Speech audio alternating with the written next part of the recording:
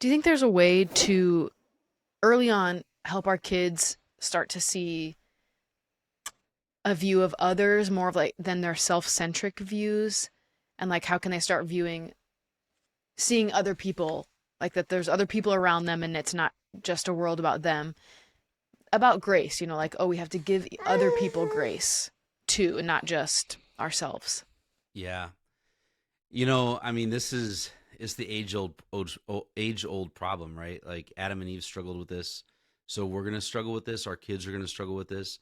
I would say that if we were to be completely transparent, my wife, Maureen, she and I probably were too strong on this. I think maybe sometimes we were showing them too much, how much they stink.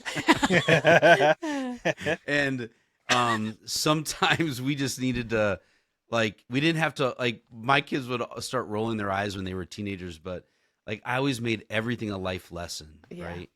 And yes, we need to bring awareness to it, but I would say that Mo and I did this probably to a fault. But I think one of the most important things we can do, though, even though we did it to a fault, I think that we need to help our kids understand that life is not about you. That you are not the center of the universe. That that Jesus is, and He loves a lot of people more than you understand. And so just I think we like when our kids would come to us and complain about other kids at school, we would be compassionate about how hard that might be. And I think that's a really important place to start because now your kids trust you, right? Like, oh, like they trust and they think like you're going to be on their side, but like you do have to show that compassion.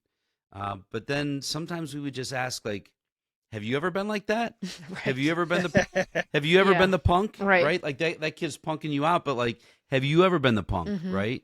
Or did your sibling, how did you treat your sibling yesterday? You treated them worse than they just treated you. Like, what, or how did mom and dad treat you during the time that you were a punk to your sister or to your brother? Like, we had grace on you, and to show them what grace looks like so that because all of us as humans, we're always pointing to everything everyone else is doing, but we're not looking at what we're doing, right? So to just help your kids see, like, a lot of people show you grace. A lot of people have forgiveness on you, and they show you mercy, and they have favor on you. But I think the key is balancing your compassion for their feelings towards the other person, but then bringing grace and mercy into it. Like, it's really important to show both to our kids, And do you think that can go along with, helping them see that other people are going through things too? Like, it's not necessarily they were just being mean to be mean. Maybe they were. That's how teenagers are. But it could also, we don't know what's going on in someone's life. So let's, try to give them the benefit of the doubt. Yeah, I think so.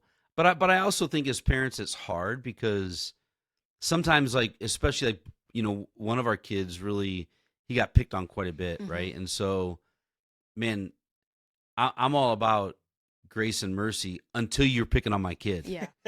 Right. Then it's like, all right, Jesus, you need to show me, because like this kid's a punk and I want to tell him he's a punk. Yeah. You know what I mean? Yeah. And I think, we as parents have to remember, like, even if somebody's picking on our kids, we have to try to, even in the midst of that, show, how do we have grace on that kid? Because you know what? Like, we know that his parents are going through a divorce, and that's a hard time. Yeah.